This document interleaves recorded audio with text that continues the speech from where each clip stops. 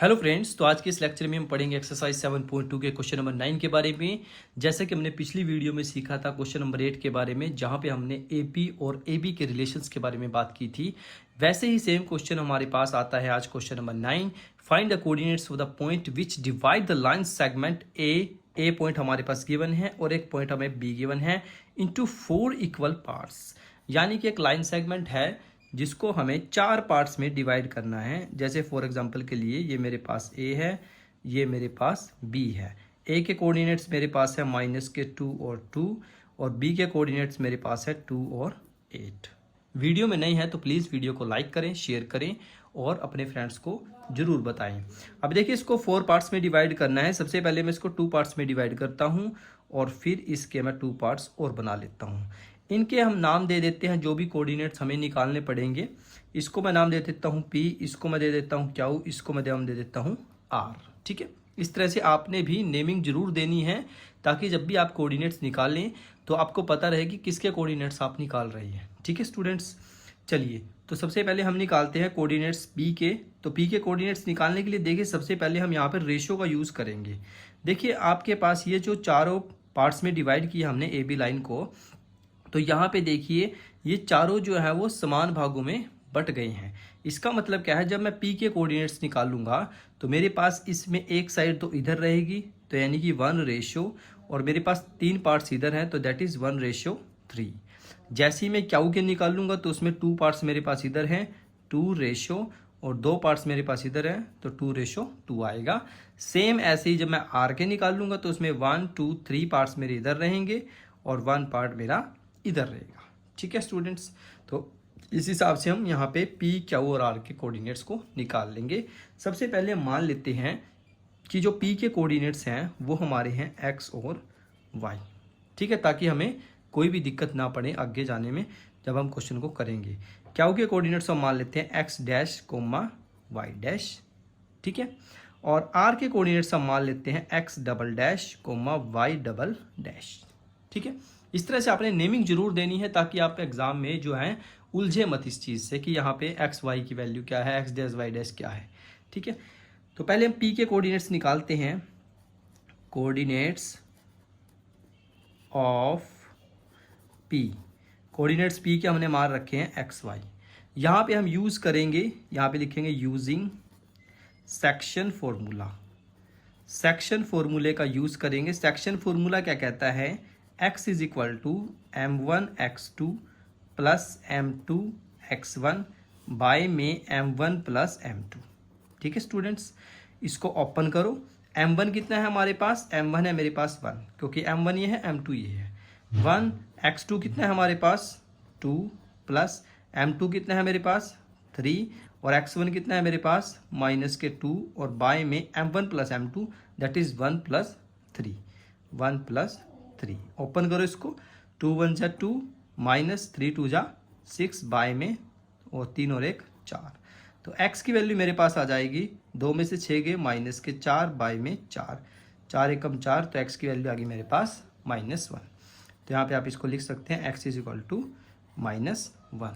Same ऐसे ही हम y कोऑर्डिनेट्स को निकाल लेंगे।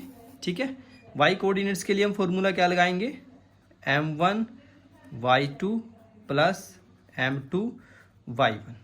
चलिए फॉर्मूला लगाते हैं और नीचे लिखते हैं m1 प्लस m2। तो m1 की वैल्यू मेरे पास कितनी है 3, साथ में y2 की वैल्यू कितनी है मेरे पास 8, प्लस m2 कितना है मेरे पास 3, और साथ में y1 कितना है मेरे पास 2, बाय में m1 plus m2 that is 1 और 3, 1 प्लस 3। ओपन करो इसको, तो y की वैल्यू आ जाएगी मेरे पास 8 3 जा 24 प्लस 3 2 जा 6 बाय में 1 और 3 4। तो ओपन करेंगे इसको, 24 और 6 30 बाय में 4, इसको कट कर दो 2 2 जा 4, 2 पे 15। तो y की वैल्यू मेरे पास आ जाएगी 15/2। ठीक है स्टूडेंट्स, सेम ऐसे ही हम Q के कोऑर्डिनेट्स निकाल लेंगे। उसमें हमने सिर्फ रेशो चेंज करना है, बाकी सारी चीज़ें हमारी सेम रहेंगी। तो यहाँ पे y के कोऑर्डिनेट्स निकाल लेंगे। ऊपर लिख लेते हैं कोऑर्डिनेट्स ऑफ Q के कोऑर्डिनेट्स क्या आएंगे हमारे पास x डैश y डैश। चलिए स्टार्ट करते हैं। x डैश की वैल्यू क्या आएगी हमारे पास, इसमें m1 कितना है हमारा 2, m1 x2 प्लस, और ये भी हमारे पास 2 ही है m2 भी, और साथ में y1 हमारे पास है -2 बाय में m1 प्लस m2, क्योंकि इस केस में दोनों की वैल्यू सेम है, m1 की भी सेम है और m2 की भी सेम है। तो x डैश की वैल्यू कितनी आएगी 2 2 ज़ा 4 -2 2 ज़ा 4 बाय में 4 में से 4 गया 0 बाय 4, और 0 बाय समथिंग क्या होता है 0। तो x डैश की वैल्यू मेरे पास कितनी आ जाएगी 0। सेम टू सेम हम ऐसे ही y डैश की वैल्यू निकाल लेते हैं। y डैश की वैल्यू कैसे निकालेंगे हम, m1 कितना है हमारे पास 2, और y2 कितना है मेरे पास 8 प्लस, और m1 कितना है 2, और सेम ऐसे ही हम लिख लेंगे y1 दैट इज 2 बाय में m1 प्लस m2। ओपन करो इसको, कितना आएगा 8 2 ज़ा 16 प्लस 2 2 ज़ा 4 बाय में 2 और 2 4, 16 और 4 हमारे पास हो जाएंगे 20, तो 20 बाय 4 दैट इज़ 4 5 ज़ा 20, तो y डैश की वैल्यू मेरे पास आ जाएगी 5। ठीक है स्टूडेंट्स, सेम टू सेम ऐसे ही हम निकाल सकते हैं यहाँ पे कोऑर्डिनेट्स ऑफ r।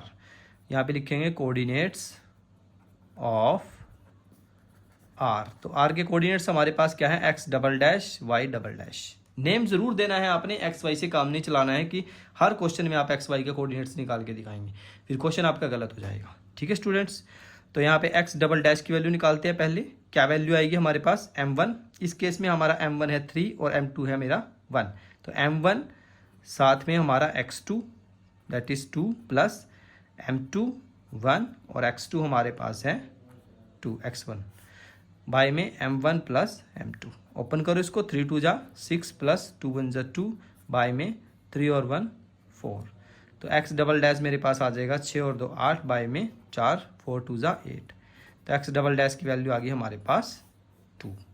सेम ऐसे हम y डबल डैश निकाल लेंगे। y डबल डैश के लिए फॉर्मूला लगाएंगे m1 साथ में y2 दैट इज़ 8 प्लस, फिर उसके बाद m2 और साथ में फिर y1 दैट इज़ 2 बाय में हमारे पास आ जाएगा। अच्छा यहाँ पे हमने एक गलती कर दी भाई, जो हमारे पास x1 था ना वो -2 था, देखो तो यहाँ पे -2 लिखना पड़ेगा, थोड़ी सी मिस्टेक होगी, कोई बात नहीं। 4 2 ज़ा यहाँ पे आ जाएगा हमारे पास 6 में से 2 गए 4, 4 बाय 4 दैट इज़ 1, तो यहाँ पे 1 आ जाएगा। ठीक है स्टूडेंट्स, कोई बात नहीं, तो यहाँ पे आ जाएगा 1 × 2 और बाय में m1 प्लस m2, तो y double dash is equal to 8 3 ज़ा 24 प्लस 2 बाय में 4, तो यहाँ पे आ जाएगा हमारे पास 26 बाय 4। ओपन करो इसको, 2 2 ज़ा 4 और 2 पे हमारे पास आएगा 13 सॉरी। ठीक है, तो इसको ओपन कर लो, y double dash is equal to 13 by 2। तो हमने यहाँ पे तीनों के कोऑर्डिनेट्स निकाल लिए। ठीक है, p के कोऑर्डिनेट्स भी निकाल लिए। आप चाहे तो यहाँ पे लास्ट में लिख के दिखा सकते हैं, कोऑर्डिनेट्स ऑफ p के कोऑर्डिनेट्स मेरे पास कितने हैं -1 कोमा और मेरे पास है 15 बाय 2। फिर लिखे हैं कोऑर्डिनेट्स ऑफ क्यू के कोऑर्डिनेट्स मेरे पास कितने हैं 0 कोमा 5, और लास्ट में लिखे हैं coordinates of p Q r के कोऑर्डिनेट्स मेरे पास है 1 × 13 बाय 2। ठीक है स्टूडेंट्स, तो आज के इस लेक्चर में हमने बहुत ही अच्छे से सीख लिया है कि कैसे हमारे पास कोई भी लाइन सेगमेंट, चाहे वो 3 पार्ट्स में डिवाइड हो चाहे वो 4 पार्ट्स में डिवाइड हो, कैसे हम उसको सिंप्लीफाई कर सकते हैं बहुत ही आसान तरीके से। ठीक है स्टूडेंट्स, तो वीडियो में आप अगर नए थे तो हमारे चैनल को जरूर सब्सक्राइब करें, अपने फ्रेंड्स को जरूर शेयर करें, पढ़ाई करते रहिए। All the very best.